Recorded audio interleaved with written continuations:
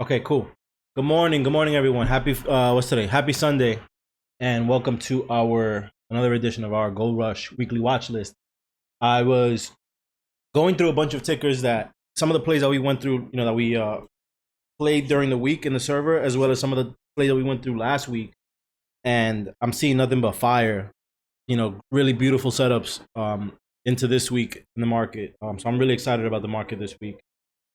It seems like one of those weeks, and I could be wrong, but it seems like one of those weeks where you can almost throw money at anything and make money, and that's what it's looking like right now. So I'm very excited about that, um, because to me that means I can take my eyes off of SPX for a few, right, and look for other setups that maybe we can swing. So that's very exciting.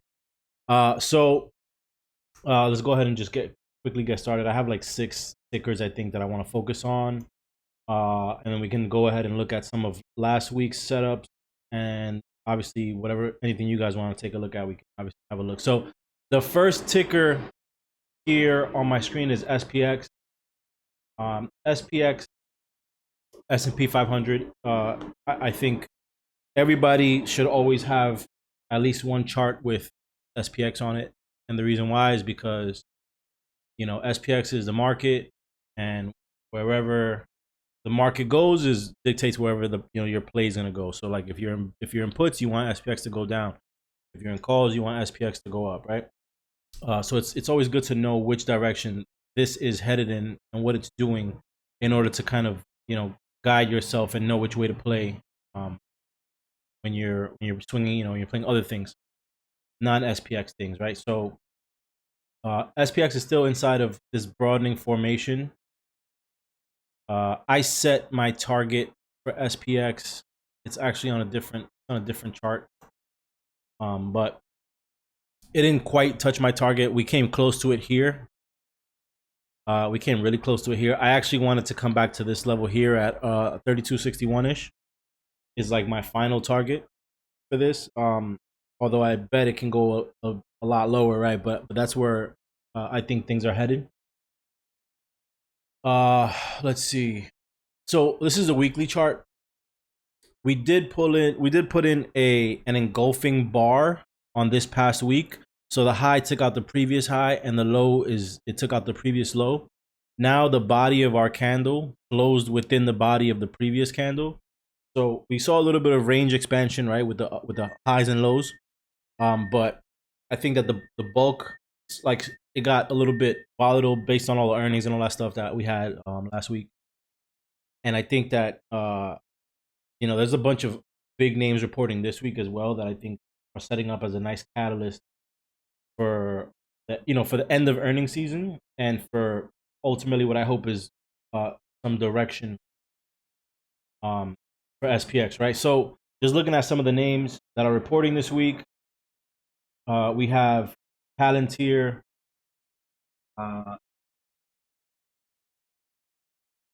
we have Mosaic, Lyft, TripAdvisor, Affirm is reporting, Plug is reporting, Oxy is reporting. Oxy is going to be a big one. AMC is reporting, another big one. Roblox, another big one, right? Rivian is reporting this week. Some Chinese companies, Coupang, Neo, Yeti, which Yeti almost always beats, so I wouldn't be surprised to see a beat out of Yeti this week. We have, and then all the other names are a little bit smaller names. Now the names that I mentioned there, some of those are, some of them are industry leaders, such as Oxy. Oxy is a huge one, right? Oxy is like Buffett has such a large position in Oxy, so everyone has their eyes on Oxy pretty much at all times. Fiverr is an interesting one because although it's not an industry leader, I think that Fiverr gives a good gauge at what the gig economy is doing, because most people who work for themselves as digital creators or as programmers, etc., they all have their services offered on Fiverr, right? Affirm is another big one because and Upstart, right? Upstart and Affirm report the same day. Affirm, I think, is a really big one simply because it kind of gives you a gauge of where borrowing is nowadays, right? And I think that I saw some headlines that borrowing is at like a 30-year high or something like that. It's in the trillions now. in terms of consumer debt, right? So consumers are borrowing at a very, very high rates right now. So I mean, you take that information and you can say, oh, maybe on a very surface level, you can say, oh, maybe a firm will beat because there's a lot of borrowing, right? But I think that it's more important to take it and think about it in terms of how it's, how does it affect us in a broad market? How does it affect macroeconomics, right? So more borrowing means, but we also have Win this week. Win is reporting this week. More borrowing, so people aren't scared of spending. People are now borrowing. The rates of borrowing have increased. So the interest rates that you're paying to borrow are going up. Also, if you're into like high yield savings accounts or CDs or whatever, those rates of return have also increased. So it plays into the Fed, plays into their plan of of how they're what they're doing with how they're moving rates, how they plan to curb inflation, which I think they've been doing a good job. My thing with that is like you don't see the results of that right away, right? It's like a very large boat that you have to steer. So I say that to say I think this is a really important week. Not on the surface, like it's not like an Apple, Microsoft, Tesla, Google, Facebook, or Meta rather, that are reporting, that are like big market movers. But I think a lot of the companies that are reporting this week are very subtle and nuanced in terms of how the economy, the true economy, is kind of behaving, right? So something to keep in mind. So all right, so that's it. That's it for SPX. I mean, I think we have a little bit more downside. Even if we just come down to fill this wick a little bit, right? Fill this wick right here. Just zoom into it. Even if we just come down and fill this area back up again to retest this area of resistance over here, just come back once more, and then maybe curl our way back up. I really don't know. I see downside because we opened up here, we went up, made a new high, but couldn't hold it, and then earnings, I guess, or whatever, whatever. Maybe it was CPI, whatever the report that came out last week, was it CPI, right? Whatever it was, pushed us back down. And so I think that we have a little bit of testing to do on this, maybe on this level here at the 236 level here, right? This Fibonacci level right here, before we can work our way back up to test the top of the broadening formation. So that's where we're at right now with SPX. So I'm going to go ahead and get into some of the tickers on the watch list. Yeah, and I only have a handful, not too many. So the first one that I have, and I'm trying out something new this week. I want to look at things on multiple time frames simultaneously, because sometimes like I personally get caught in the weeds of like the smaller time frames, the 1 minute, the 5 minute, the 15, the 30, right, the hour, and it's important to know where things are going in the long term. So so you want to look for continuity on multiple time frames to give you a little bit more conviction, right? And that's just an easy way to find conviction. So you see a lot of the setups that I have are all pretty identical, and that's what I like. I like to have that one setup that just works. Every time I see the setup, I know that it works, right? Whether I'm calling out like a 3 minute SPX upside breakout or downside breakout or whatever, they all have the same exact setup, and it's just on larger time frames. I think that's. So the first one is LRCX Lam Research. Lam Research is, if you look at let's look at the weekly right here on the top left, right here. It's in a broadening formation that's pointing down, right? And now for context, if we just zoom out, LRCX had hit a high of 731.85, right? 731.85, and now it's trading at 419. So so it's pulled back significantly, just like the rest of the market has. And so now we're here. We're in this broadening down where we kind of are discovering price on our way down, right? So we formed this little we formed this new low over here on this week, the week of the 10th of October, and then we kind of formed an inside bar, and then we broke out above that. Now we currently have a 2 up on a weekly, which is just a bar that broke up above the previous range, right? But we do have this supply zone right here that I think that we're targeting. I think that, you know, what's going to happen is we're going to get a nice move from here to the 100-day, which is right here, this white line. And then above the 100-day back into supply to kind of consolidate here, maybe form a right shoulder. And then from there, either fail or break out, right? And we're also going to have the 200-day nearby at that point too. So I think that maybe we get to this point and we fall down. But I think I definitely see some upside on this. If you look at the monthly, which is the bottom left chart right here, we have a hammer on the weekly, on the monthly, and then we broke out on this new month to make new highs, right? With a bunch of sellers, a bunch of buyers stepping in to buy the price over here at the previous highs of the month, right? They're buying it now. They used to sell it, but now they're buying it. So we have good time frame continuity on the monthly and the weekly. If we come over to the right on the top chart on the daily, we have an inverse head and shoulders forming, or a cup and handle, depending on how you see it, right? But what I see is this, right? There's your shoulder, here's your head, and then here's another shoulder. It's a little bit higher, which is a good sign because that means that buyers are bringing the price up. We're also back above the 50. We closed above it on this day. We traded above it with two dojis on these 2 days, right? These 2 days here. We sold off like crazy on Wednesday, and we closed kind of right at the 50. On Thursday, we opened up below, right? We opened up below the 50, fought it all day, and then closed right on top of it on Thursday. If you look here, right? We closed right on top of it. And then from there, we kind of bounced. I think the whole market bounced a little bit. And so a lot of the plays that I like, some of the plays that I called last minute on Friday, such as Starbucks, such as General Motors, such as I think I called an FCX play out. They all have the same exact setup. They all kind of gapped up, and then they held that gap very nicely. And then the SPX did the same exact thing, and obviously like went up, came down, and then bounced. Look at how strong LRCX's bounce was, right? If we look at the 30-minute chart, look at how strong LRCX's bounce was. It formed the low here, it moved out of it, formed the high, consolidated, came back, didn't go as far down as it did in the low, right? Which if you look at SPX, it did. It went down pretty far. Let me just go to the 30-minute. Right?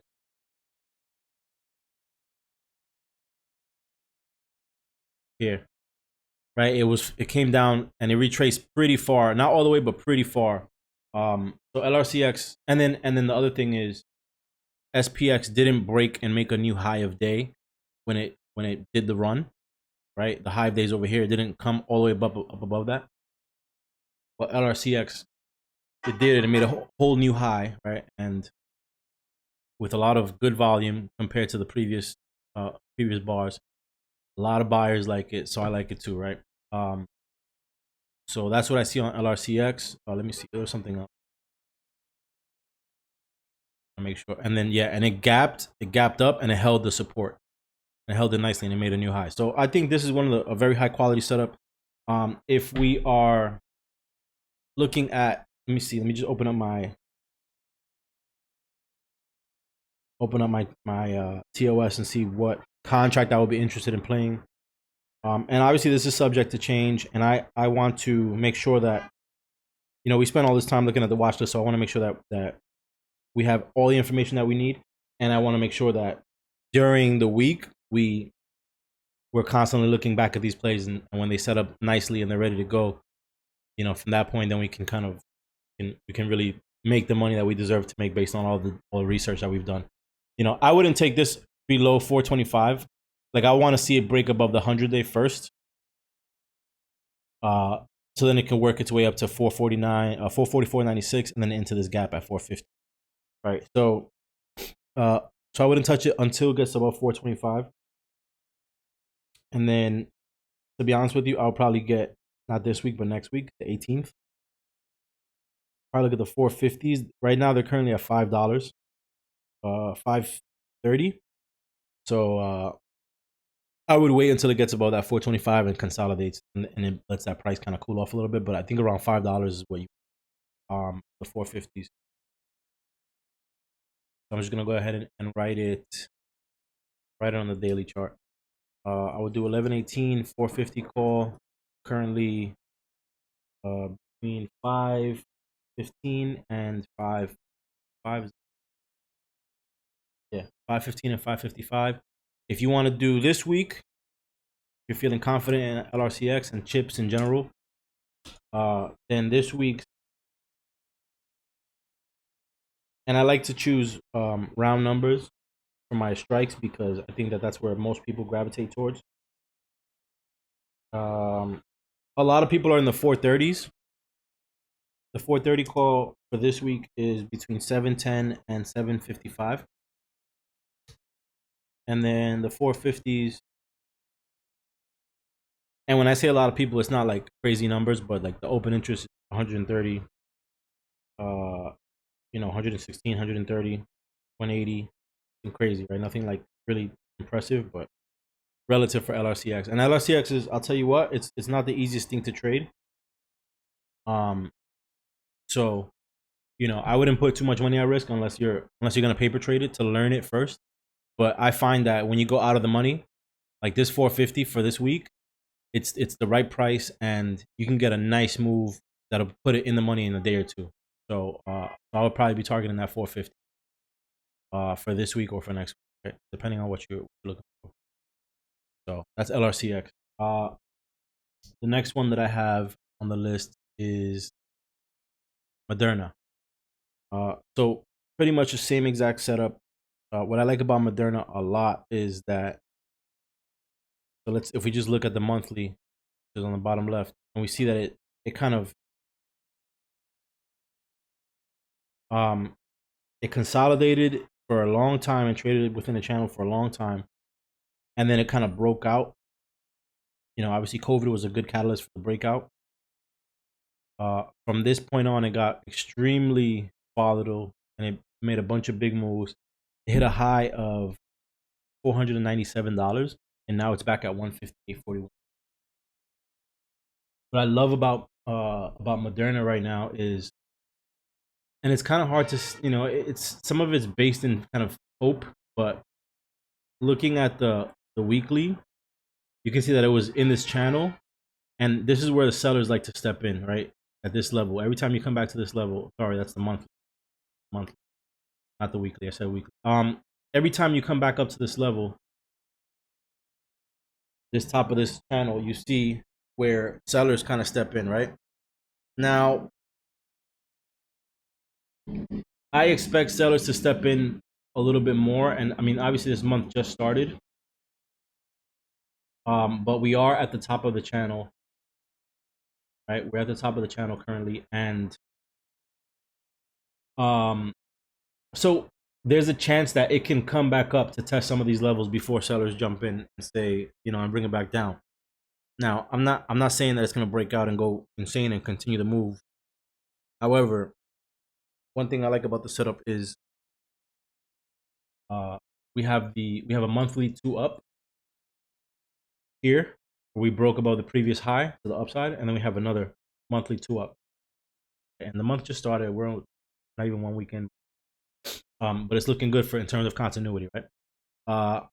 And then that's the monthly. If we look at the weekly, same thing. We have this channel. We kind of are at the top of the channel, and the only thing that I would probably be wary of with this is, and if it forms, like, we'll let it form. Like, we're not gonna go ahead and rush into puts right away, but it can potentially form a head and shoulders here, where it has the left shoulder, the higher high, which is the head, and then the right shoulder potentially over here somewhere, right? So that's something that might bring us back down. However, I think that time frame continuity is on our side to continue to move up, especially with all this buying power, all this buying pressure down here, right? We open the month. Where did we open the month? We opened the month over here, way up here. We gapped down. We had a negative gap down on earnings, right? We had a gap down on earnings, and then a bunch of buyers came in and brought it right back into that channel. So that's very, very strong. All this buying pressure here and even here shows me that people are interested in it, even though it had a negative earnings. Let me just see. Yeah, I mean, it was a loss on both sides on revenue and earnings, but people are still buying it. They still find value in it. So that's great, right? You got the time frame continuity, plus people are still bullish even after earnings is done.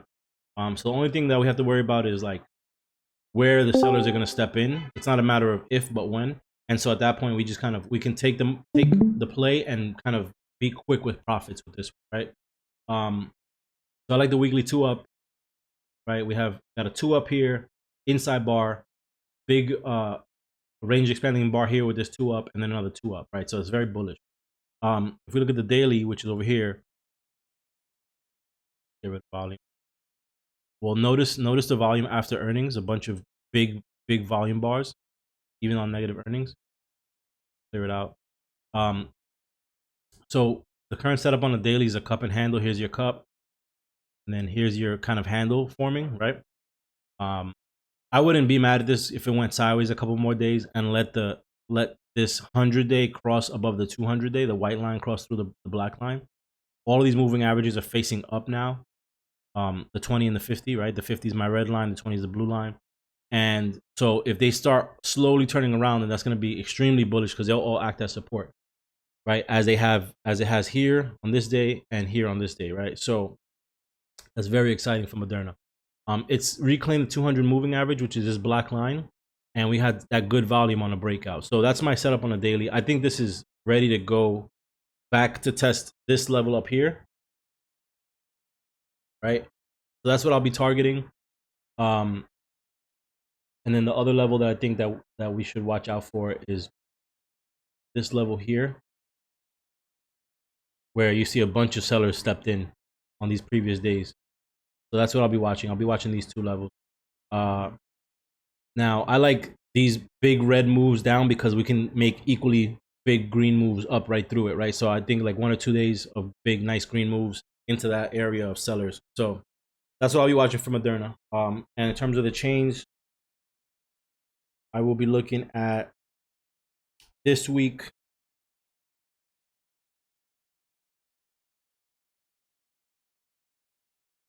We're currently at between 157.50 and 160. So I would be looking at probably the 165s for this week. 165 puts us right at the low of this candlestick here. So really, I'm looking to undo this one candle during this week, right? This one candle here, which is highly possible. I mean, we could do it in a day, right? That's what I'm looking for. I'm not aiming for much more than that right now. It's between 340 and 355. So a decent spread, 15-cent spread with lots of volume. 1,286 contracts traded on Friday, with an open interest coming in from Thursday at 267. So volume exceeded open interest. So that means that people are very interested. And I would not be shocked if that number continued to increase, right? The OI continued to increase.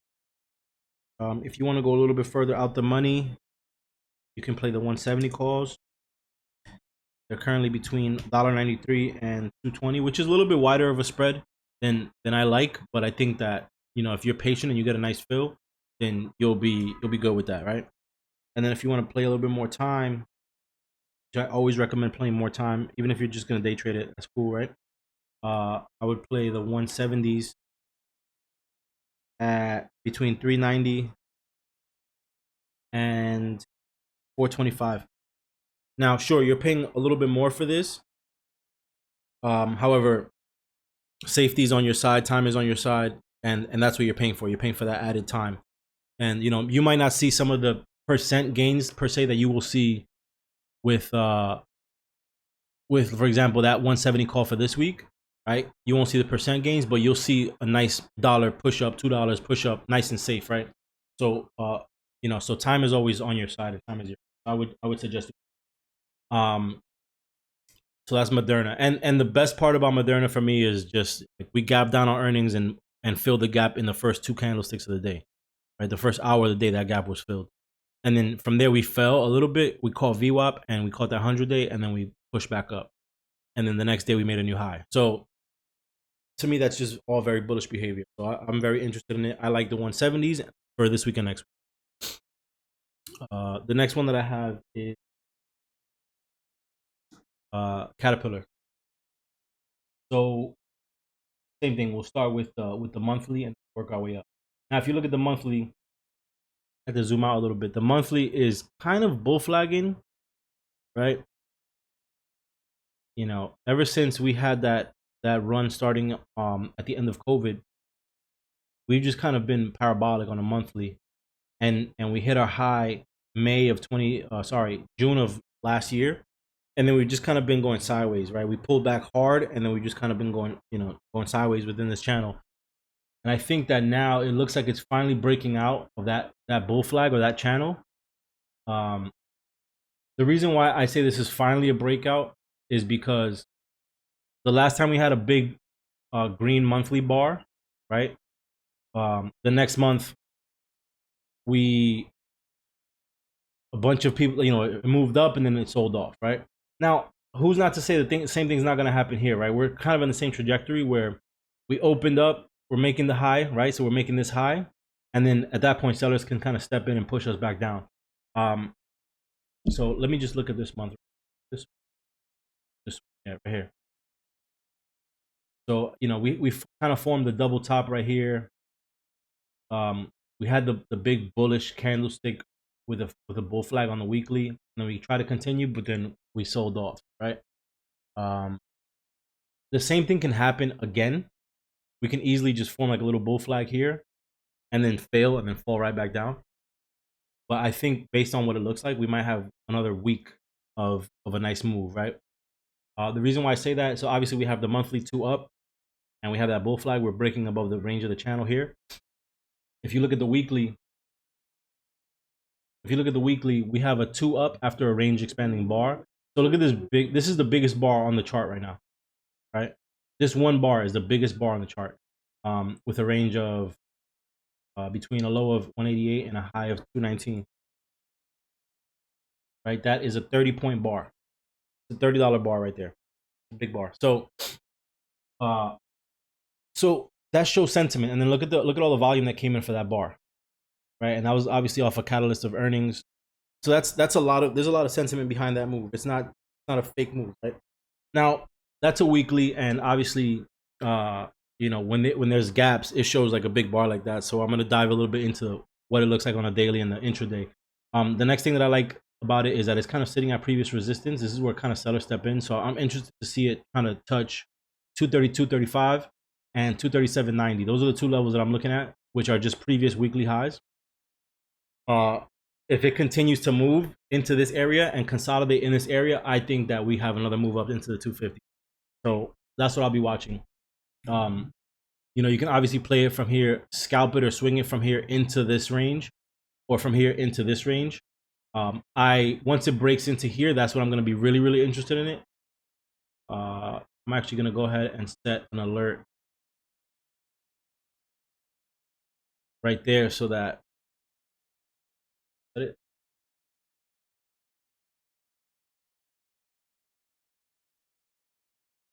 it is. Okay. Set my alert so that once it kind of gets into that zone, we know how to play it, right? Now, if you look at the daily, which is this chart here, top right, we have a good continuation move after consolidation, after earnings gap up. So we had earnings on this day, right? This morning, we gapped up from wherever price was at before, which was right under the 200-day. We gapped up. And then after the gap up, we continued to move up, but then we consolidated for a few days, right? We fell on this day, and then buyers came and bought it way back up. And then the next day, it gapped up, right? It gapped up. It made a low of day. It made a high day, came back.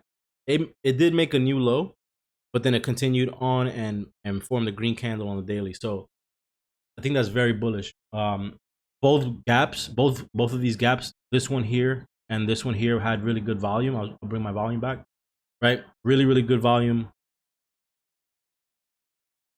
Really good volume on these two gap up days, right? This day and this day. And so we want to see it continue, volume continue to pour in on green days. So 1 or 2 more days, like I want to see this, on the intraday. I think I want to see it break above this high on Monday morning, and then see what it does after it breaks it. Right? Don't rush into it, but see what it does after it breaks it. So I'm very interested in that. Um, so I'm very very interested in that. And the other thing that I like about this setup is that CAT is sitting above all the moving averages, right? All the major ones, the 20, the 50, the 100, and the 200. And we got the 20 crossing through the 50, the 20 crossing through the 100, the 50 about to cross through the 100, right? The 20 about to cross the 200. That's very bullish. Those are all like minor, golden crosses. The major one is when the 50 crosses the 200, which looks like it might happen if this continues to move in an uptrend. So right now we're getting all nice signals of a nice upside move continuation based on these moving averages. So everything looks good for CAT. In terms of the play, and then after this, if you guys have any requests, I have like 3 more that I want to look at. So we can take a break now. And if you guys want to my 100, my 100 and 200s are SMAs. All of these dailies are all SMAs. So the blue line, the red line, white line, and black line are all. And then intraday is when I'll use my EMAs. And I typically use my 9. This setup isn't my trading setup, but I use the 9, the 20, and the 50 for intraday.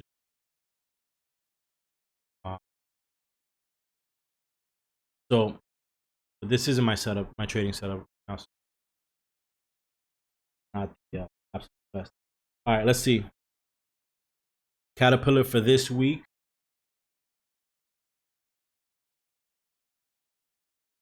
11-11.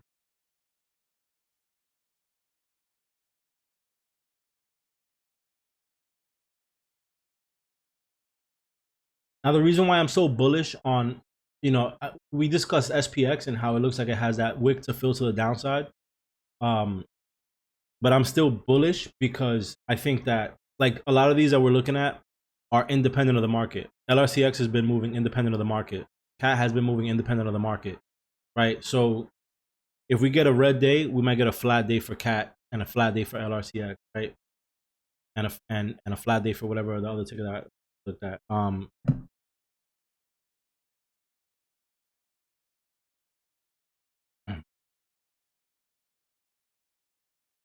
A flat day for Moderna. If right, or we could just get a green day for Moderna, even though the market goes flat. We can get a green day for LRCX. We can get a green day for CAT. Market. These things all look very strong. They look like they're extremely strong. Want to push to the upside, especially with the volume and how everything is setting up. So a red SPX day might not be bad for some of these tickers. That's why I like these tickers a lot. 11-11. Right now we're at 227. I would say the 230s are extremely safe. 230 calls are very, very safe for this week. They are between 335 and 370. So a wider spread than I like, but it is what it is. I think more people are feeling riskier. There's a lot of volume that came into the 230s. The 235s have good volume too, so that'll be the next one that I look at. 235 sitting between 169 and 185. And CAT always has spreads like that, right? CAT always has some pretty wide spreads when it comes to options. I think 11-18 is a bit. Actually, this one's not bad. Yeah, this one's pretty good. The 235 for 11-18 is really good, actually. 291 and 320. And the OI on that is 1164 open interest with 764 contracts. 713 contracts that were traded on Friday. So lots of interest into that particular strike and expiration. So I like my favorite one obviously would be this one here. I like to trade for percent gains. I like to load up on contracts. That would be the one I would 235s, right? And I mean, all things considered, by the time it breaks out above this level, 235 is gonna cost more. It'll be in the $2 range at that point, and it'll be much safer, right? And then if it continues into the 240 and 250, then the 235 is gonna be well in the money and gonna pay very, very nicely. So this will be one of the ones I'm watching. Maybe we can get into let's look at the 240s. Because cat moves very, very quickly, and I don't want to miss out an opportunity. The 240s for November 11th are decent OI, decent volume. 70 cents and 81 cents. By the time, if this thing opens up and gaps up, they'll probably be well into the dollar range. They are a little bit far for this week, so I would say let's focus on if you like the 240s, then let's focus on next week's 240s. And next week's 240s are really cheap too, between 159 and 186. So my favorite one for this week would be the 235s, and then the best one, in my opinion, for next week is the 240. And that's if we get the continuation, right? That's all dependent on the market continues to, or rather, cat continues to move up. So that's cat. Do you guys have anything that you want to look at? So I can just break up my, I have 6. These are 3. We can break it in half, and if you guys want to look at anything, I'll take it.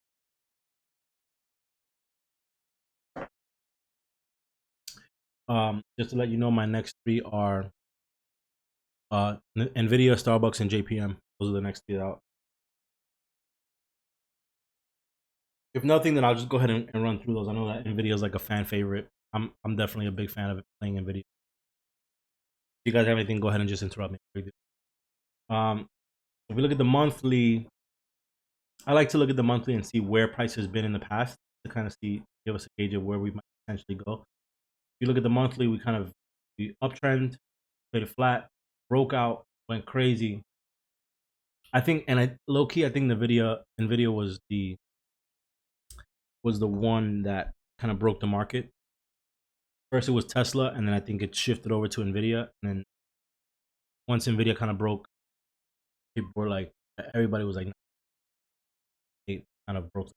So that's just my gut. I don't have any. There's no research behind it. I know that Nancy was pretty heavy into it. I think that if Nancy's heavy into it, then that means that the Fed chairs might be quite, the one Fed chair plus the Fed presidents might be heavy into it as well. But I don't think that they disclose their positions. So, whatever. It is what it is. I think that this is what broke the market. So it went and it made this crazy move, came down, consolidated, bounced, and then big red candle, big statement candle right here from this month, April this year. Excuse me. And then kind of went sideways and fell into a broadening. So now we're discovering price in this broadening formation here on the weekly, right? Now, if we just focus on the monthly for 2 seconds before moving to the weekly, you'll see that we have that monthly. We put in this new low, but we formed a green candle within the range of the previous candle, even if we formed the new low. And then this month so far, we have broken up above the previous high, and now we look like we can potentially target the high of September.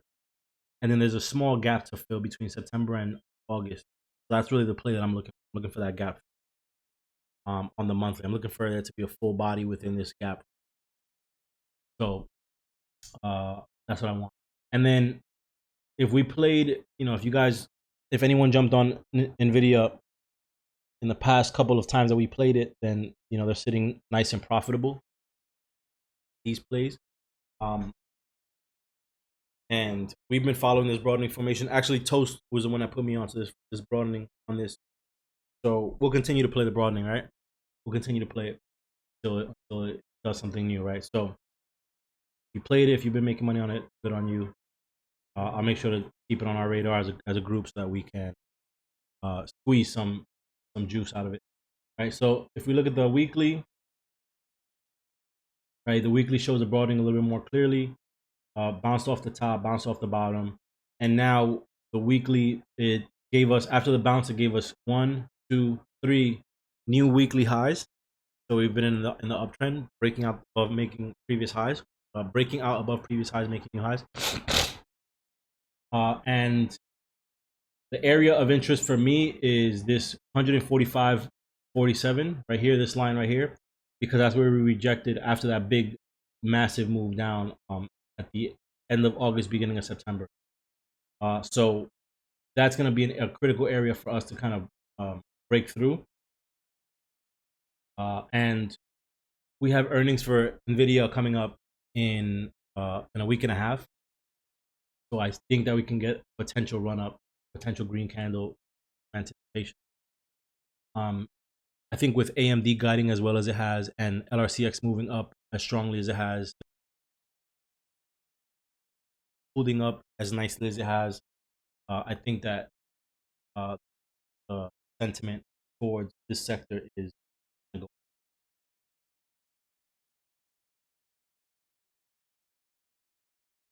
Yeah.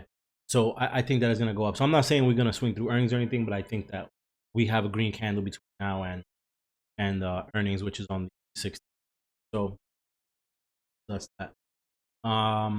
If you look at the daily chart is full of magic, right? So now we had this, we broke through the 50-day, which is my red line here, the 50 simple moving average, and we kind of rejected it on the Thursday, gapped up through it on the Friday, tested it on the Monday, formed a candle that's well above it on Tuesday, fell hard on Wednesday, really hard fall on Wednesday, but then on Thursday reclaimed the 50, and then Friday we kind of gapped up with the rest of the market. Now Friday, same story. This is the same exact setup as all the rest of the market, right? All the other ones that we've looked at so far. It opened up higher than it closed in the pre-market session, and then a bunch of buyers stepped in and brought the price up. It rejected at the beginning of the day and then brought price back down, but this low held above the low of the pre-market and above the low of day. And then buyers came and stepped in. Now, this didn't break out and make a new high such as LRCX did, but it's still very strong, and especially with the context of the daily time frame, the weekly, and the monthly time frame, right? It has full time frame continuity to the upside. So what we're looking for on a daily is a strong break above this high of this move right here, right? A strong break above it. We tested it, we broke it, but then we couldn't hold it. So now we need a strong break to get price above and hold that area. And then once we get above that area, I want to target that 145.47 level, right? Which is the level that we rejected right before we fell hard. And then above that, we had that nice little gap into 149.77, right? Which will put us right at the 100-day. If you look over at where the white moving average is, it'll put us right at the 100-day. So I think we get like a fast, a nice move here, maybe 2 or 3 days of sideways action, and then a break above this line will put us right at the 100-day very quickly. And then from there we can kind of reevaluate whether are we gonna fall now that the gap is full, or are we gonna try to fill up some of these sell stop losses, right? Some of these stop losses over here, fill them to the upside. Ultimately, I think that NVIDIA, I'm not sure if it's gonna do it in this one run now, but ultimately, I think that NVIDIA will end up getting back to where the 200 is and try to test these supply levels. I don't know if we're gonna do it right away though. We might do something like this, bounce in this channel for a bit, right? Hit the 100, bounce off the top of that, and then maybe work our way back down, retest that support, and then at some point in the future come and test some of these levels, right? So we'll see. It's really, we're at the mercy of the market. We're at the mercy of economics right now.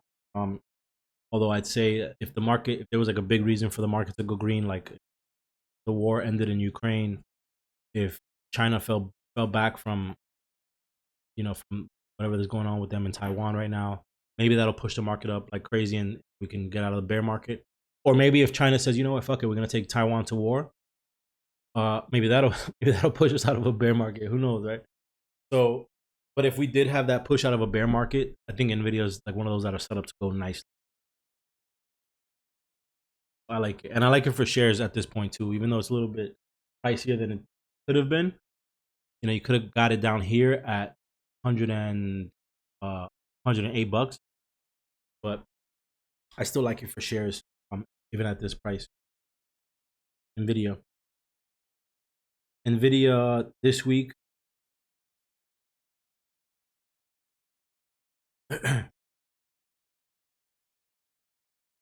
The 145s are between 3.2 and 3.3.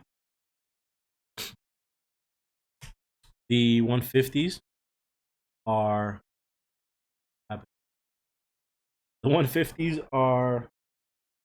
between $1.53 and $1.60. Right, and then if you want next week, obviously you buy it, but then you sell before earnings. So you don't know what's gonna happen with earnings. Next week, 150s.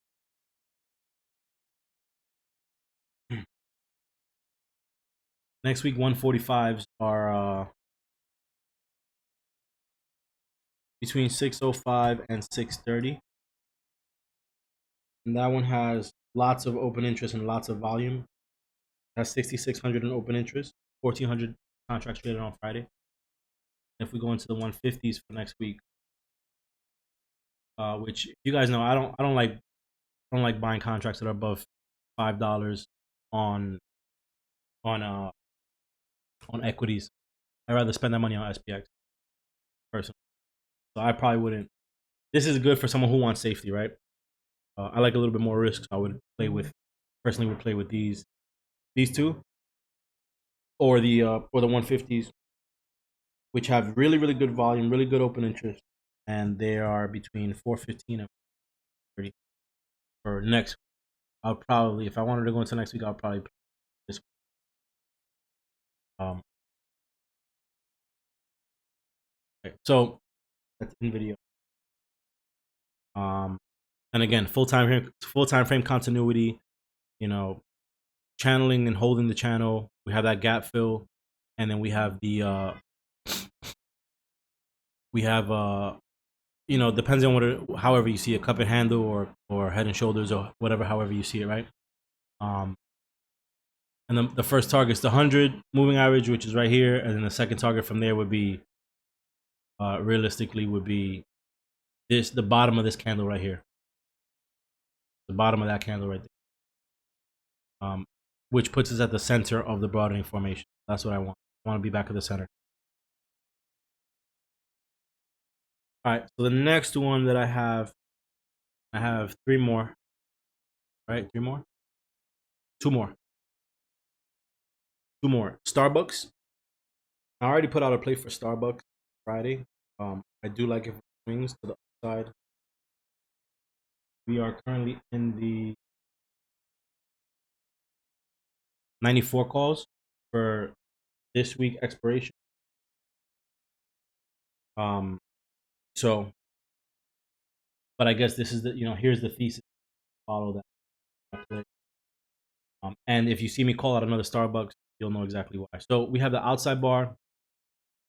We have this outside bar, right? So the range of this bar is higher and lower than the range of the previous bar. Then we have an inside bar, which is that a holy grail, or is that a nirvana? Not sure. One of those.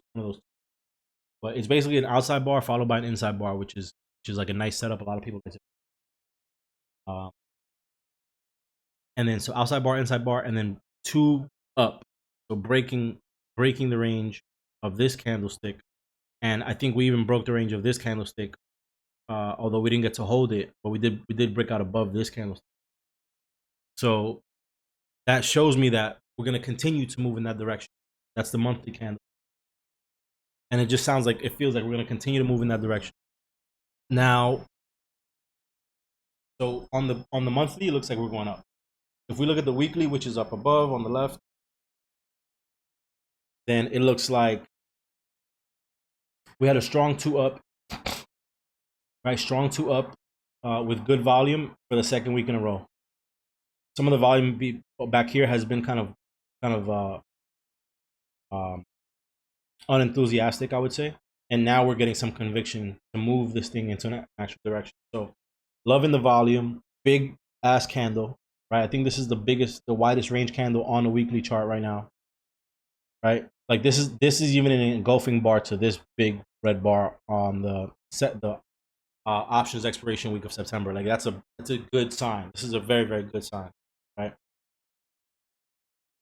And then we had this consolidation, this whole box that we've kind of been trading in for a couple of weeks, for about 2 months now, 2 or 3 months.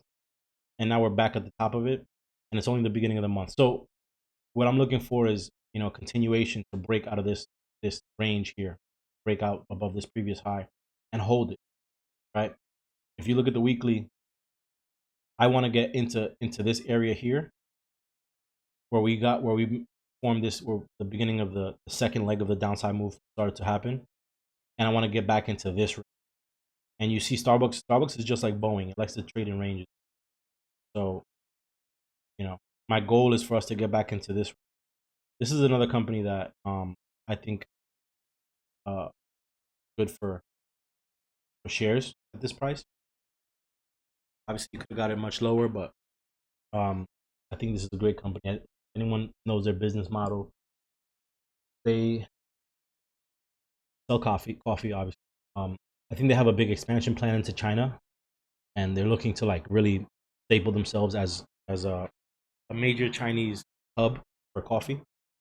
So that's bullish.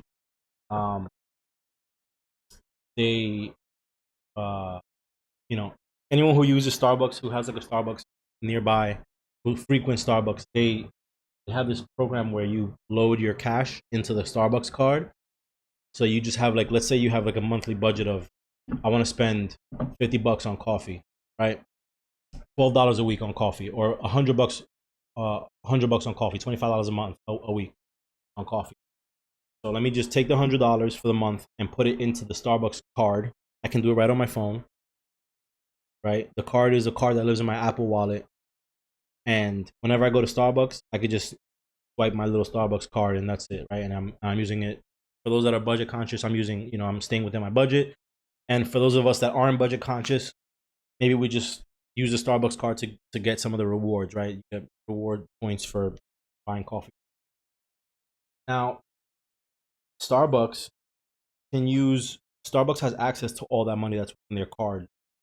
Those cards that are yours, they can use that money to make investments. They can use that money to buy back their shares. They can use that money to for research and development. They can use that money to buy other companies. They can use that money to buy Bitcoin, whatever they want. Whatever they want, they can use your money in order to move with, right? There's people that I know that have Starbucks cards with thousands of dollars in it. They just load it for the year, and then when their thing is running low, they just reload it. Starbucks is moving with your money the way that banks move with your money, but Starbucks doesn't offer financial instruments as a product, and so they're not required. They're not held to scrutiny by the FDIC. They don't have to follow the same rules as banks do because they're a coffee shop. All they are is, quote unquote, is a coffee shop. However, they're still able to move with that money the way that they want to. So I think that's a big benefit for their business, and I love that about their business, right? So and then the chart trades nice and neatly. It's not too crazy. Obviously, it has some wild days. If you look at the daily chart, it has some really wild days. Where it gets really volatile, gaps up, gaps down. But on the weekly, you see it's nice and neat on the weekly, right? And then the one negative thing I would say about Starbucks, a negative catalyst, is that I think they shut down. I think they shut down their UK operations, or they're pulling back on their UK operations, or they've pulled back on their UK operations. One of the two, one of the three. And the reason why is because they were facing too much pressure from a competitor called Blank Street Coffee, which Toast, I think we spoke about this a little while back. I actually went to Blank Street yesterday, and I had their coffee, and it was delicious as expected. And You know, it's like a different vibe. Like you go to Blank Street and you don't feel as corporate as you do in a Starbucks. Starbucks is like very clearly a chain, and Blank Street could be, although they are a chain, it feels like it's just a very local neighborhood thing, which I think is great for them. Um, and Blank Street sells like merch, and they sell obviously coffee, and they sell mugs, and they sell uh, aprons and shit like that. So Blank Street ran them out of the UK, right? So that's bad for Starbucks perceptively, but also the UK is going through some of the most tumultuous times that they've been in a long time, and Starbucks got out of Dodge before, before the storm got there essentially. So that might have been a really good move on their behalf. I mean, I don't know, but I always like the stock. I love their business model, um, and I think that it's a good buy here. I actually bought some shares on Friday, pre-market, so I'm up a little bit. I'm gonna hold it for a while. I love it, and I think that it also offers really good trading opportunities, especially if you look at the daily chart. You know, we're outside of the daily box, and we're holding the top of the box. Right, we gapped up, we moved up, we came and formed a new low, and now we're right back at VWAP. So I'm interested in seeing it continue to maybe test this range of the high of 93.51 and this low here of 90.78, or even honestly even this low here at 88.57. If it comes and retests previous resistance, comes down and tests it and says, okay, cool, we can continue to move up, I think that we're in a strong move. And then we have the all the smaller time frame moving averages crossing through the 200, and then there, so like prices above the 200, prices above the 50, prices above the 20, the 100 is about to cross the 200. Like that's all very bullish for Starbucks. So I think that we continue, and it had good earnings, and so we can potentially get a nice earnings drift to the upside. Only thing that might stop it is this dividends that's coming out on Wednesday the 9th, but typically it's not something such a crazy thing for Starbucks. Though every time there's dividends, there's a red candle. For the past couple of weeks, except for this uh, dividend. So we'll see. But I like it. I like it to the upside. Full time frame continuity, great business model, good consolidation, good breakout on earnings. Well, nothing but good things. Just looks good, right? Starbucks, November 11th, we're in the 94s.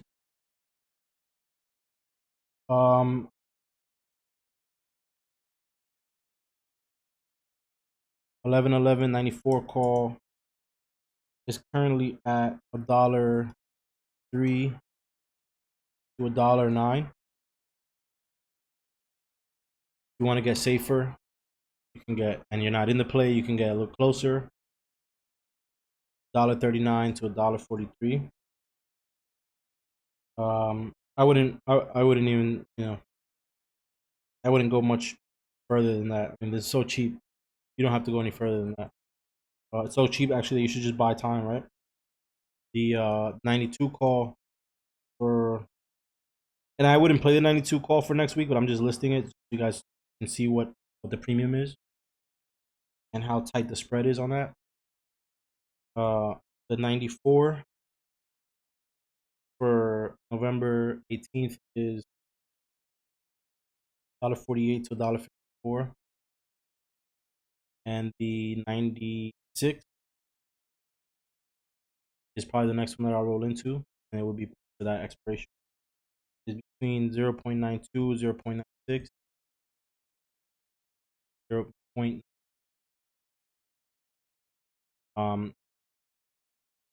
And that November, and the one actually with the absolute most volume on the entire chain, the 95. It's nice because you do the 95, then you do the 100, depending on how you Starbucks. Is $1.17, $1.23. So nice, tight spread. That 95 call has 9,100 contracts in open interest, 6,300 contracts traded on Friday. So that one of these two is going to be the next one, 95, 96, right? And that shows that the market is expecting a continuation of the upside. So I like Starbucks. I like the stock. I like the company. I like to trade it. So that's Starbucks. And the last one that I have is JP Morgan. Is this my last one? Yeah, JP Morgan. And then we'll look at some other ones real quick, but this is the last one that I'm like very, very confident in. Let me just take a sip of water.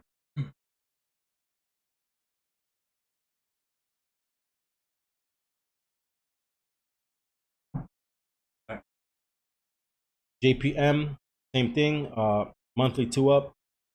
So we have this bullish engulfing on the monthly in October, and then we have a good start to this month by forming a nice beginning green candle, right? What I like about this setup is we zoom out. Look at this area of all this previous resistance that we couldn't break up above. All this area we couldn't break up above. Now we came back and tested for it. Bounced hard off.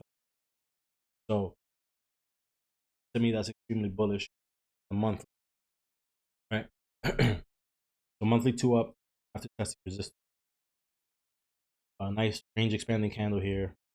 It broke above previous resistance. Now we got this level on this. If you look at the weekly, 3 green weekly 2 up candles. So 2 up, 2 up, 2 up. I think that's called like 3 white soldiers or something. Traders making white which is bullish. And then after, so a bullish candle formation after an outside bar on the weekly. We had this bar, a bunch of sellers, right? Sellers. Indecision with a bunch of sell pressure though, and then not a big bar, but a big range. So we expanded the range a little bit, and we formed a green candle, and then we broke out of the range on this one. And on this one, we broke out through all the previous resistance, all the way back to this big candle that gapped us down, and now we're targeting the top of the candle that gapped us. Right, so that's what I want. I want to take this candle out, and I want to take this evening star formation right here. I just want to take it out. That's what I'm looking at. So nice, very, very nice move on JPM weekly. If we look at the daily broke the inverse head and shoulders right here. There's a shoulder. Here's your head. Here's your other shoulder right here with a big move up, and then nice uptrend to follow.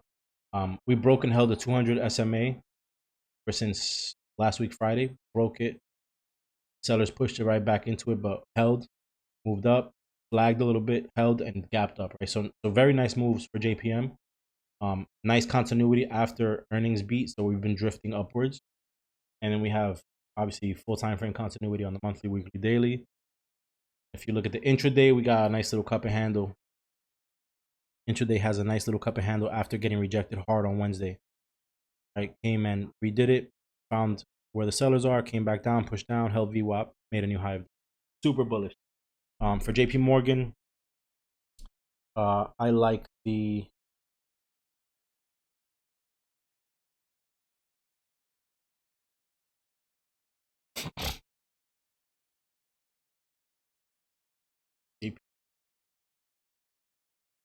for this week, I like the 132s with JPM and most banks. You want to play relatively close to the strike at the money. You don't want to go too far out because they tend to move a little bit more slowly, and also the banks are tied very closely to the market, and so it's easy for some of these banks to fall hard when the market is falling hard. So I just don't like to go too far out unless you're gonna buy way more time, right? The 133s, I personally think are too far out. I mean, looking at price on the daily, it looks like it can reach 133 in like a day or two.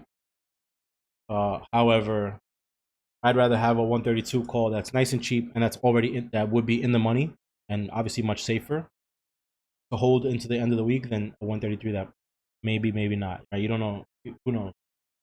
And we got all these sellers here at 133.15. All the sell pressure that came and brought us all the way down. So, so that's why I probably wouldn't get into this one, or wouldn't hold it for too long. Rather, can you get it? Get like a quick 30% out of it or something, and then sell it. Um, and the 135s are like far. Next week, next week's 133s are 133s for next week are between 30, 187 and 198. So like $2, like a sweet spot. Me personally, and then the 135s again, they might be a little bit far out. But if we take over this 133.15, we can get to 137.41 very, very quickly. So that being said, the 135s are between $1.70 and $1.26. That 135 call for next week has 27,000 contracts in open interest, and 1,600 contracts were traded on Friday. 27,000 in open interest, right? That's the highest. That's the highest for both this week and next week. That's the absolute highest. The next highest is like 3,000. So that's very, very. So this would be the one. This one right here would be the one. If you like it and you want to buy some time, and it's nice and cheap. Earnings is done, right? No other banks are really reporting, so you don't got to worry about any sort of sympathy moves to the downside. Yeah, so that's it. That's my focus list for this week.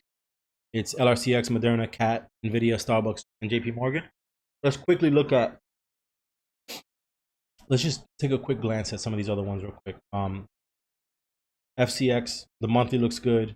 Weekly is breaking out. It did that kind of inverse head and shoulders that we talked about a couple weeks ago on a weekly. It gapped up due to external forces. I think Ukraine, China, Europe stuff caused this to gap up.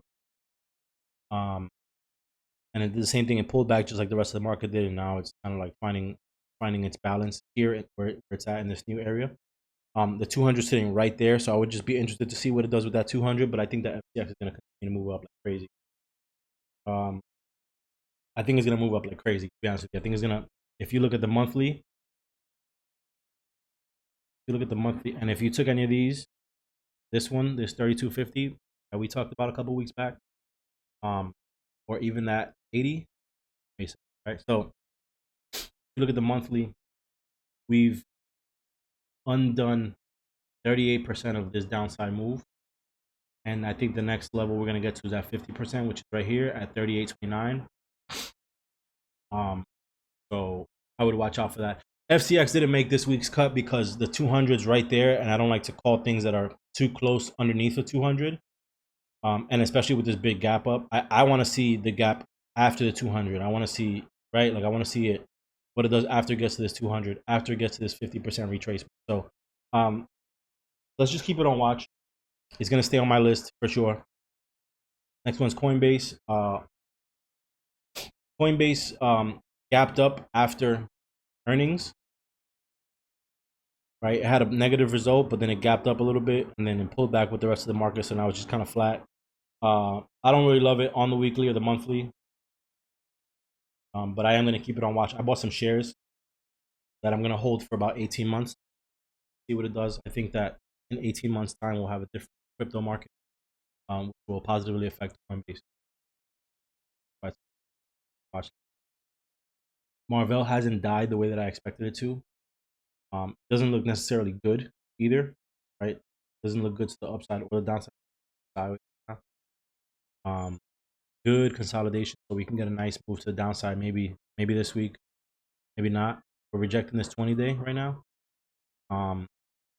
and so it depends, right? Marvell. The reason why it's not clear to me is because LRCX looks like this. LRCX looks very bullish. Marvell can easily move in sympathy with LRCX. So that's why it's not very clear to me right now. X, we have a double inside bar on the month.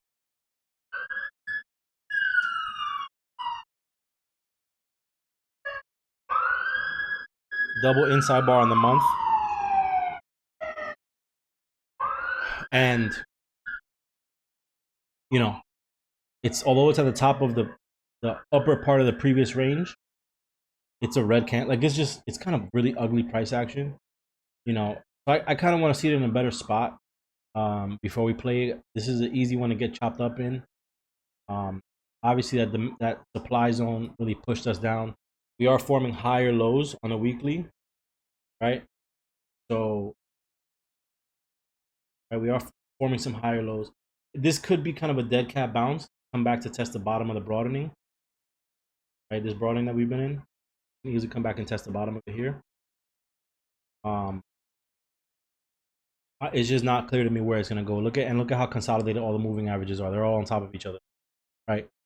The 50 just crossed down underneath the through the 100, so that's kind of bearish. We rejected right at the 50. I really want to see this above both of these moving averages, and I also want to see the 50 get back through the 100. That's when it's gonna have my interest. So right now, it doesn't really look clear to me. I'm gonna set an alert for the break of this candlestick here at 21.22.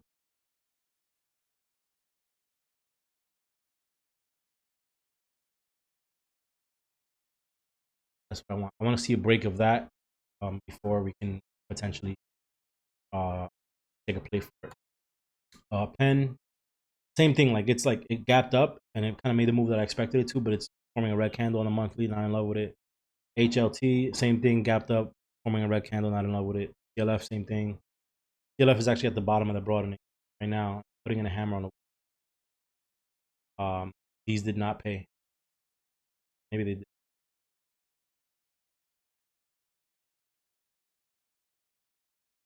At the bottom of the broadening. So let's see what it does tomorrow. See if it starts turning its way up. That means that X will also be going up.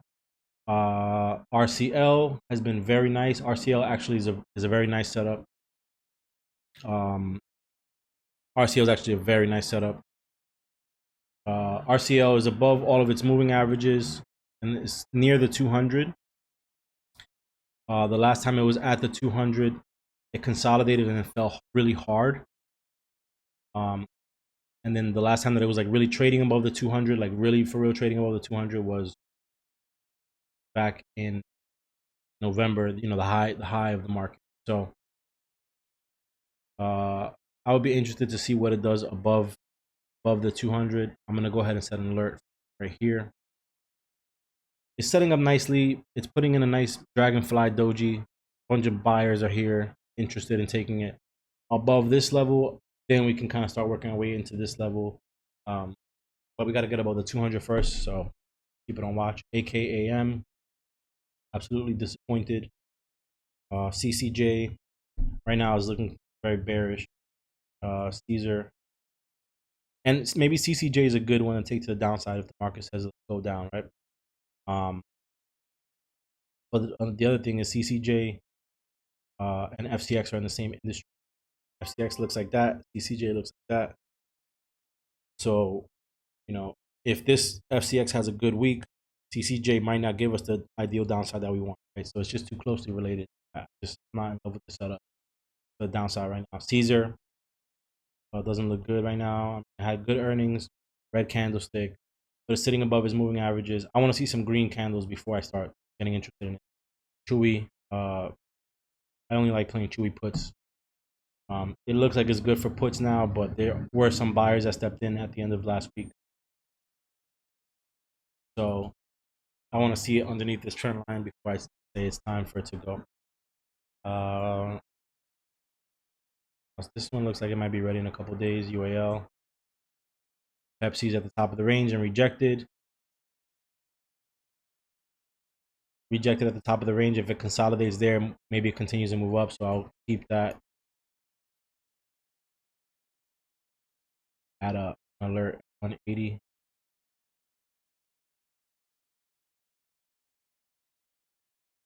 On it up there.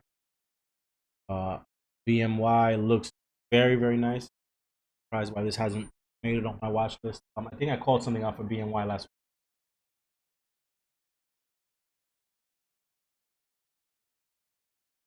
It was over a week ago. It's just interesting.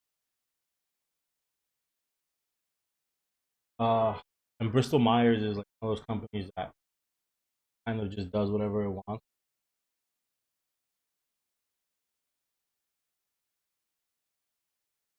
Yeah, BMY is like one of those companies that clearly does whatever it wants. The market goes whichever direction it wants to go in. BMY is almost at all time highs.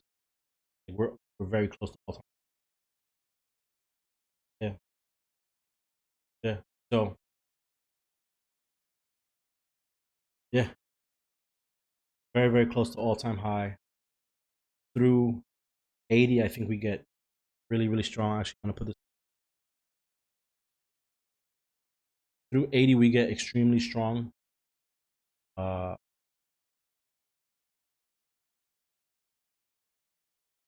think there's a supply zone. So where it kind of is trading at, I want to see it. It looks like sellers are stepping in, so I want to see it hold this 77 level right here, the 77 line right here. Hold that, and work its way back up to hold, close, and hold above 80. So I'm just gonna add an alert.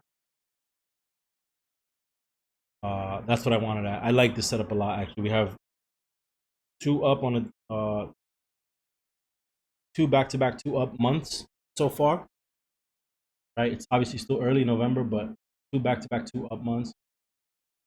If you took any of these calls, they paid as expected. And this is what we discussed last week. Last week. Yeah, BMY opened up Monday, was here, and then those could have taken it on Monday. You could have taken it on Tuesday. Any of the days you would have made those plays, you would have made money. You could have bought it and held it, and it would have made money. And it filled that little gap here that we discussed last time. So, and it's continuing to kind of work its way up. I think that it pulls back a little bit to retest this line more time before we're new highs. So I'm very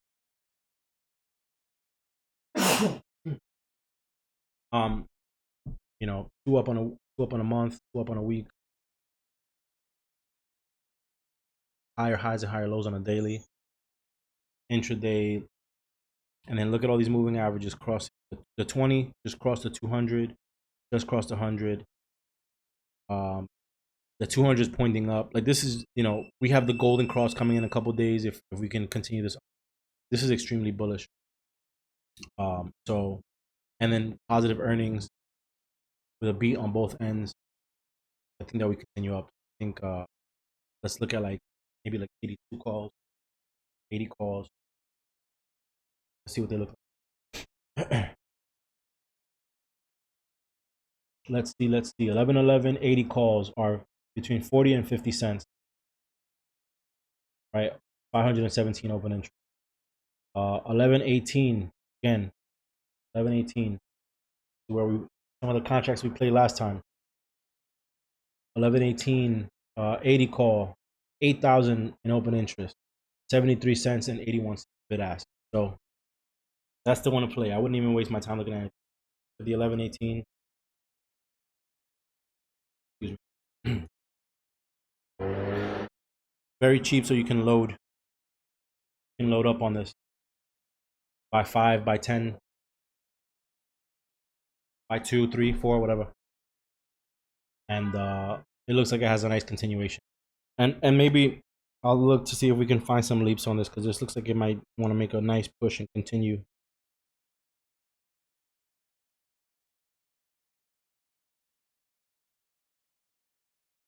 The 85s for December. 85s for December are between 35 cents and 41 cents. I'm not saying that's going to do it. But really cheap. Nice low risk, high rewards. If we can get 85 call. And this is obviously, I say low risk in the sense that you're not spending a lot of money, right? Per contract. Like the risk reward for the price is good, right? The price risk reward is good. The move, you know, it's a little bit further out of the money. It's 2 strikes down. But if this thing can move $5, these contracts will go from 40 cents to $1.80, right? And then you have time on your side. So I love this. I really love this. 12, 16, 85 call. I love it. I can get some J confluence with some of these anchor VWAPs, then I think that this, I think this is probably a really good setup for us. So that one goes to the top of the list. I'm actually gonna write it down on my notepad.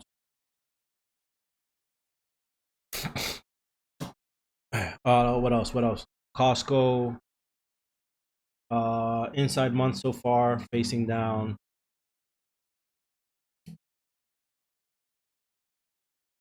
Shopify consolidating hasn't really. What I like about Shopify is that like weekly, on the weekly, it's just been going sideways a bunch. The daily has been going sideways a bunch. It looks like people are accumulating based on all these little spikes in volume without a real major move in trend. All the moving averages are kind of curled up underneath price. So this might potentially start to go. Shopify is another one that I like. Shopify and Amazon are, I think, really good business models, especially Amazon. So I would consider buying Amazon shares. Interested in long term. Amazon, you know, there's an Amazon package in my building every single day, whether it's my wife's or mine or some of my neighbors. Hella Amazon. Like Amazon isn't going anywhere. Their business model is really strong. So I would consider buying Amazon. Let's see. Twilio fell down hard through earnings.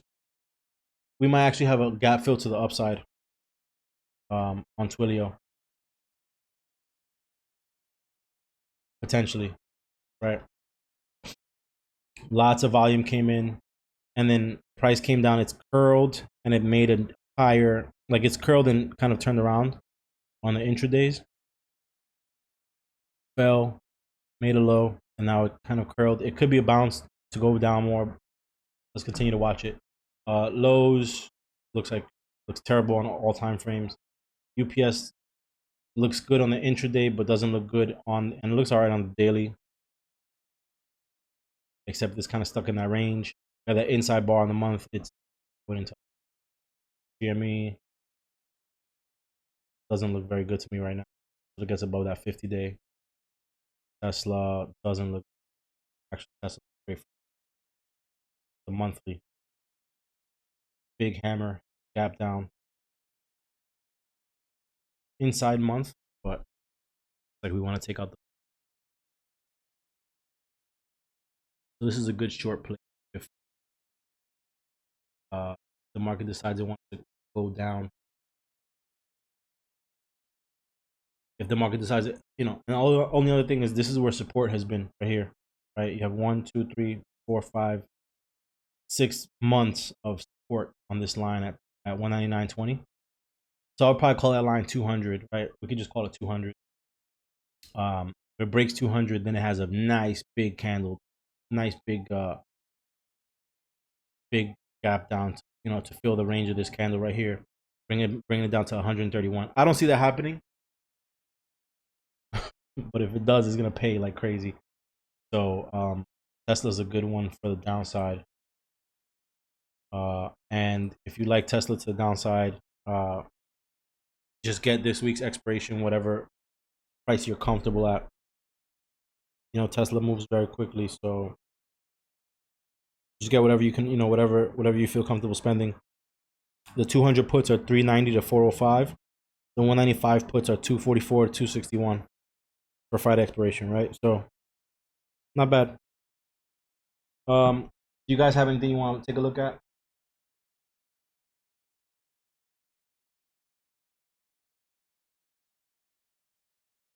AMC, let's see.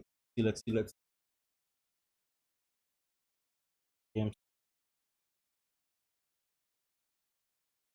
AMC looks bearish to me on the monthly. Looks like it's falling out of that range, right? Two down.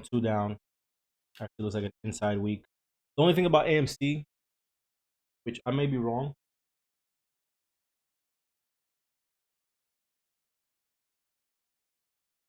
I haven't looked at the change in a long time. Let me look at.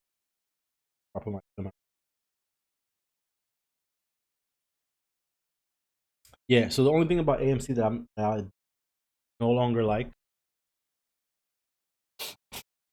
is, and there's a bunch of companies like this. The thing is, it's trading at like $5.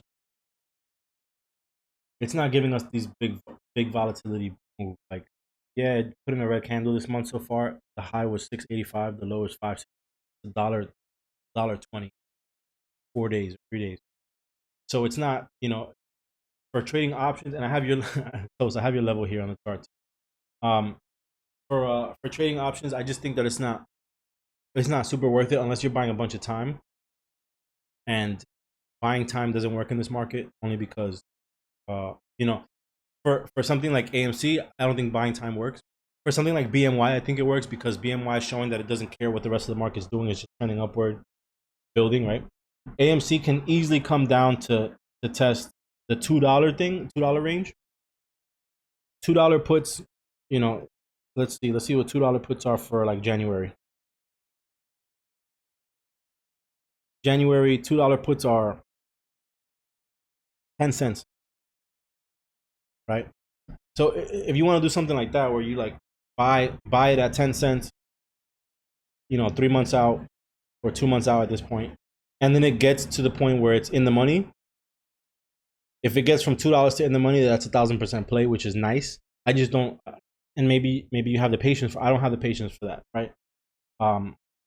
But a breakdown from here going down to back to this level where it consolidated right before it ran up would put a lot of money in your pocket. You just have to be extremely patient. In terms of their earnings, what are people expecting? Let's see. Revenue, they might hit their revenue because of the some of the movies that just came out within the past 3 months. They have the Wakanda Forever movie, which comes out. Oh, it's not gonna come out for this cycle. What else? They had Black Adam. Uh, there was a couple of movies that like everybody kept, no, we're nonstop talking about. So those are the things that a lot of people have been like going to theaters and stuff. I don't know. I really don't know. I don't know about it. I don't like to play tickers that are this cheap because you have to wait so much for big moves to happen. I like playing tickers that are like $50, $100, and obviously you guys have seen that recently. I've been playing very more expensive tickers. Obviously SPX is very expensive in terms of its share price, so, and you can get bigger moves. With this, if you're interested in it and you think that you want to swing something through earnings, I would probably say, yeah, I don't know. I mean, if we look at the two puts are 10 cents for January 2023. The 8 call is 60 cents. Has 3,000 in open interest. The 10 calls 80 is 40 cents and it has 8,000 open interest. Right? The 20 call is 18 cents and it has 7,800 open interest for January. The 25 call is 16 cents and has 3,200 open interest. Most of the odds are stacked. The 3 put for January is 25 cents and it has 11,000 open interest. So people are gambling on this for sure. I don't really have a sense of direction with it right now. I don't know what's gonna happen. If you're interested in doing an earnings play, I would just check, like, follow the flow, see where people are, and at that point, even that's like a big gamble because you don't know. Like, some people they're just throwing all this money at it, hoping that they're on the right side of the trade. So I mean, whatever you decide, if you decide you're gonna play it, everything is very, very well priced for that January. And I would probably just say, by January, it's enough time where even if it doesn't go in your direction because of earnings, you might be able to still hold and have it move in the direction. I think that it's bearish based on what I'm seeing on the chart.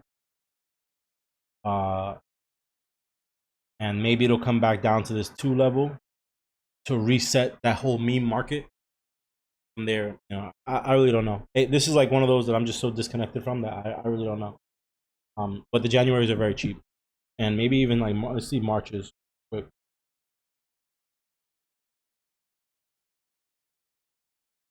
March 10 call is 60 cents. Has 3,000 in open interest. The March 4 put is 86 cents. Has 70,000 open interest. The March 4 put. Right. Those make more sense because they're further out. Lots of open interest. The June 10 call, which is a nice. I think June 10 is like nice because it's all right. A lot can happen between now and June with AMC, with the market, where it can easily turn around and say, you know what, let's go to 20. So the June 10 calls are, and you're covered for, 8 months. So the June 10 calls are $1, and they have 30,000 in open interest. The June $3 puts are 75 cents. And there's 49,000 in open interest. So there's equal, people are apes on both sides of the chain. People are smashing money into both sides of the chain. You can probably guess that it's like retail on the call side and institutional on the put side. What I would suggest is just buy time, and then talk to Frank and see have him do like a flow analysis, see if it can help you decide which direction you're going to. But I personally don't know. I really don't know. Like looking at the monthly, it looks bearish, but like technicals don't matter sometimes, especially with memes. So that's what I have. Although I will say you guys should check out. There's a documentary called Eat the Rich on Netflix, and it's talking about meme stocks, talking about GME, and it's if you're like very versed in how meme stocks work and short interest and all that stuff kind of works, then even if you're super versed, I think it was still just entertaining, if anything. So check it out. It's like three episodes. They're like an hour long, 25 minutes. But that's what I have, guys. That's what I have. And thank you guys for being part of this every week. I'm very, very excited for the setups that I see on this week. Let me just look at CVS. CVS looks good. It's forming a bull flag on the monthly. Big move out of the weekly, sitting right at the 200. So this one is something I'll probably want to watch right at this 100 level. Set my alert right at that 100 level. I'll move that up. I like trading CVS. So I'm very excited about the setups that we have in the market this week. I think LRCX is a really, really good one, very strong. Moderna, I want to see above that, breakout above that channel. CAT, I think, is primed to give us a nice breakout on the monthly, right? NVIDIA looks like it wants to go back and test the middle of the broadening. StarBucks needs to hold the top of that box before it can continue to move up. Otherwise, it can give us a nice play to the downside if it decides not to hold. JP Morgan is especially on the monthly, especially on the weekly, has been looking very strong. Bristol-Myers looks like it wants all-time highs, right? Tesla looks like a nice short with the head and shoulders forming on a daily and on the weekly, and like an H forming on the monthly. Tesla looks very, very nice to the short side. CVS looks like it might want to be ready soon. I know I didn't even talk about it. Like it has that look to it, right? Has that look to it. This is a massive cup and handle on the monthly. I've been monitoring CVS at this level forever, right? So big, massive cup and handle, almost like a triple tap on the monthly too. So CVS looks. CVS is one of those that looks really nice. As long as it remains above this level, it looks like it pulled back to the 786 Fibonacci level, and just kind of traded for a bunch of months alongside of it. If we break out above the channel, then at that point I start taking out some pivots and really move. See if we can do like a 3-month, a quarterly.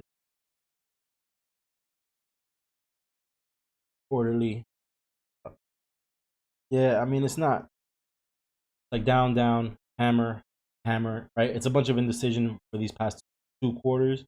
You need to break out above that channel and stay up above here, up here at this level, like 105. But I'm very excited about how the market's setting up. Some of these look like they might be ready soon, but not yet, not just yet. Thanks, guys. That'll be it for this week's call. I think Frank is having something. Otherwise, I'll see you guys tomorrow morning. Thank you guys so much for jumping on this call. Peace.